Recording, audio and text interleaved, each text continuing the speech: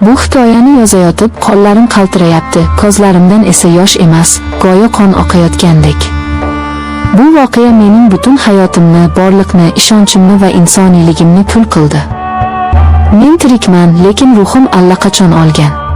Derazadan tinmay yomg'ir yog'yapti. Bu yomg'ir xuddi o'sha mash'um kundan beri to'xtamagandek. O'sha kuni ham osmon yorilib ketgudek yog'ayotgan edi. Go'yo tabiat mening peshonamga bitilgan bu qora taqdirga oldindan aza tutayotgandek edi.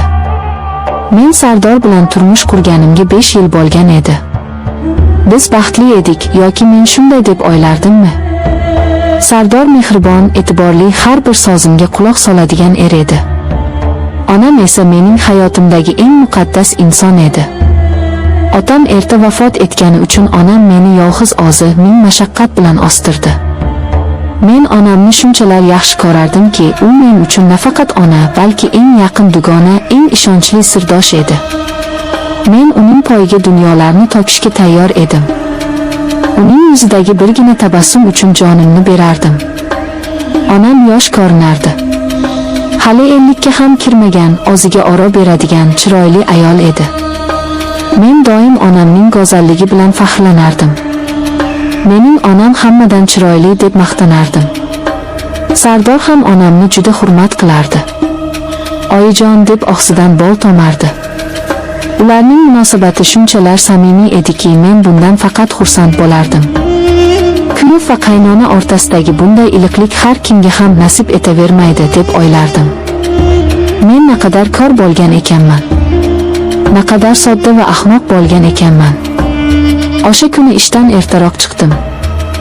Boshim qattiq og'riyotgan edi, vujudimda qandaydir holsizlik bor edi. Sardorga qo'ng'iroq qilmadim, unga syurpriz qilmoqchi bo'ldim. Uyda mazali kechki ovqat tayyorlab, uni kutib olmoqchi edim. Onam ham o'sha kuni biznikiga kelishi kerak edi. Ertalab telefonda gaplashganimizda qizim, uyingizga boraman degan edi. Men xursand bo'lib kalitni qoldirib ketgan edim. Uyga yaqinlashganim sari yuragim negadir hashlana boshladi. Bu shunchaki kasallikdan deb o'yladim. Yomg'ir shivirlab yog'ardi. Darvozamizdan kirib hovliga o'tdim. Uy ichi jimjit edi. Faqat yomg'irning tomga urilayotgan tovushi eshitilardi. Eshikni sekin ochdim. Dahlizda Sardorning va onamning oyoq kiyimlari yonma-yon turardi. Demak, ikkalasi ham uyda. Ular meni kutib o'tirishibdi, hozir choy ichib o'tirishgandir, degan o'y bilan ichkariga kirdim. Assalomu alaykum deb ovoz bermoqchi bo'ldim, lekin negadir ovozim chiqmadi. Tomog'imga bir narsa tiqilgandek bo'ldi. Qandaydir sovuq sukunat uyni egallagan edi. Bu sukunat oddiy sukunat emasdi, u xavfli edi, u sirlarga to'la edi. Mehmonxona tomon yura boshladim. Eshik qiya ochiq edi. Ichkaridan past ovozda gaplashayotganlari eshitilib turardi. Bu Sardorning ovozi edi. Lekin u shunday ohangda gapirardiki, men bu ohangni faqat bizning yotoqxonamizda eshitgan edim. Aziza, sensiz nima qilardim, dedi u pichirlab. Men joyimda qotib qoldim. Aziza. U onamni ismi bilan chaqirardi. Oyijon emas, shunchaki Aziza. Bu qandaydir xato, quloqimga noto'g'ri eshitildi deb o'yladim. Hozir kiraman va ularni choy ichib o'tirganini ko'raman deb o'zimni ishontirmoqchi bo'ldim. Lekin oyoqlarim menga bo'ysunmasdi. Sekin, juda sekin eshik tirqishidan ichkariga qaradim. Ko'zlarim ko'r bo'lib qolsa edi. O'sha lahzada yer yorilib, men qariga kirib ketsam edi. O'sha manzarani ko'rgandan ko'ra olib qolganim 1000 marta afzal edi. Ular divanda o'tirishardi. Onam, mening pokiza, farishta deb bilgan onam Sardorning ko'ksiga boshini qo'yib o'tirardi. Sardorning qo'li esa onamning sochlarini silar, yuziga tegar edi. Bu shunchaki qarindoshlik quchog'i emas edi. Bu ona va bola o'rtasidagi mehr emas edi. Bu ikki sevishgan, bir-biriga tashna bo'lgan erkak va ayolning holati edi.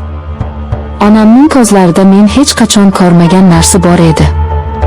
U Sardorga shunday qarab turardiki, xuddi 18 yoshli qiz birinchi muhabbatiga qaragandek. Sardor esa Mening erim, mening yarimim onamning qo'llarini olib kaftlaridan opardi. Har bir opich yuragimga sanchilgan xanjardek edi. Qizim bilsa nima bo'ladi dedi onam, lekin ovozida qo'rquvdan ko'ra noz bor edi. Bilmaydi dedi Sardor ishonch bilan onamni og'ziga yanada qattiqroq tortib. Biz hech kimga aytmaymiz. Men seni sevaman, Aziza. Buni inkor qila olmayman. U bilan yashasam ham hayolim senda. Sen boshqachasan. Dunyo aylana boshladi. Ko'z oldim qorong'ulashdi. Devorga suyanib qoldim, aks holda yiqilib tushardim. Nafasim bo'g'ilib qoldi. Oz onam, meni dunyoga keltirgan, menga oq sut bergan, baxtli bol bolam deb duo qilgan onam. Meni erim bilan xiyonat qilyapti. Meni erim, meni jonim deb suygan inson, qaynonasi bilan, mening onam bilan. Bu shunchaki xiyonat emasdi. Bu mening butun borlig'imni tahqirlash edi. Bu mening ayolligimni, insonligimni yerga urish edi. Agar Sardor boshqa bir yosh, chiroyli ayol bilan xiyonat qilganda edi, men kuyardim, yig'lardim, janjal qilardim, lekin tushunardim. Erkak kishi nafsiga qul bo'ldi derdim. Lekin onam bilan bu qanday vahshiylik? Bu qanday jirkanchlik?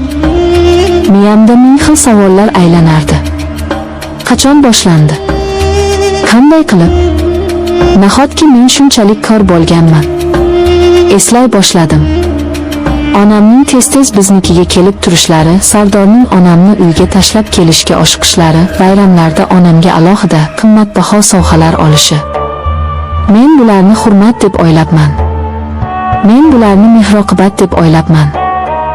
Aslida esa ular mening ko'z oldimda, mening uyimda o'zlarining harom ishlarini qilib yurishgan ekan. Men baqirmoqchi bo'ldim. Ifloslar nima qilyapsizlar deb hayqirib. Lekin kuchim yetmadi. Vujudim muzlab qolgan edi. Qolaversa nima deyman?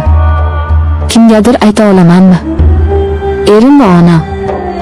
Bu so'zlarni tilga olishning o'ziyoq olim bilan barobar edi. Bu sharmandalikni kimga aytaman? Agar erim xiyonat qilsa, onamga yig'lab borardim. Oyi, erim menga xiyonat qildi deb bahriga bosh qo'yardim. U meni yupatardi, menga dalda berardi. Lekin xiyonatkor onamning o'zi bo'lsa-chi? Men kimga boraman? Kimning tizzasiga bosh qo'yaman? Dunyoda eng ishongan ikki insonim meni aldashdi. Men butunlay yolg'iz qoldim. Men bu dunyoda hech kim edim. Shunchaki ularning o'yinidagi bir to'siq, bir vosita edim xolos. Sekin ovoz chiqarmaslikka harakat qilib orqaga tisildim. Har bir qadamimda pol gijirlamasin deb Xudoga yolvordim. Hozir ular meni ko'rishini xohlamasdim. Ularning ko'zlaridagi uyatni va o'zini oqlashlarini ko'rishga toqatim yo'q edi. Dahlizga chiqdim. Oyoq kiyimimni qo'limga oldim va yalangoyoq ko'chaga chiqdim. Eshikni sekin yopdim va yugurdim. Yomg'ir ostida yugurdim. Qayerga ketayotganimni bilmasdim.